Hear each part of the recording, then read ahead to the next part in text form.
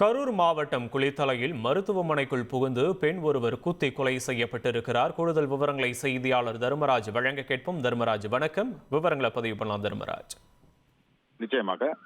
கரூர் மாவட்டம் குளித்தலை அருகே பட்டவர்த்தி பகுதியைச் சேர்ந்தவர் விஸ்ருத். இவர் ஆக்டிங் டிரைவராக வேலை பார்த்து வருகிறார்.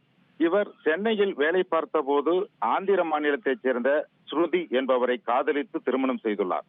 தற்போது 2 குழந்தைகள் உள்ள நிலையில் நேற்று கணவன் மனைவி இருவருக்கும் குடும்ப தகராறில் வாக்குவாதம் ஏற்பட்டதில் ஸ்ருதியை தாக்கியுள்ளார்.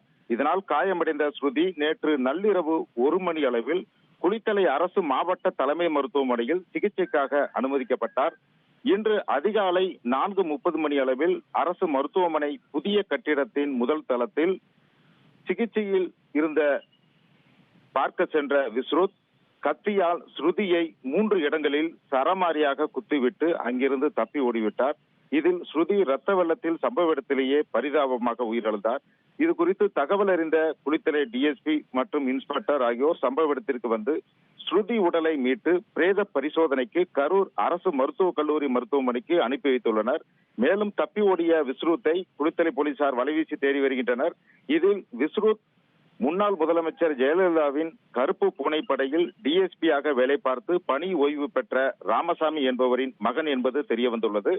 குளித்தலை அரசு மாவட்ட தலைமை மருத்துவமனையில் அதிகாலை நடந்த கொலை சம்பவம் நோயாளிகள் மற்றும் மருத்துவமனை ஊழியர்களிடையே பெரும் அதிர்ச்சியை ஏற்படுத்தியுள்ளது. விவரங்களுக்கு நன்றி தர்மராஜன்.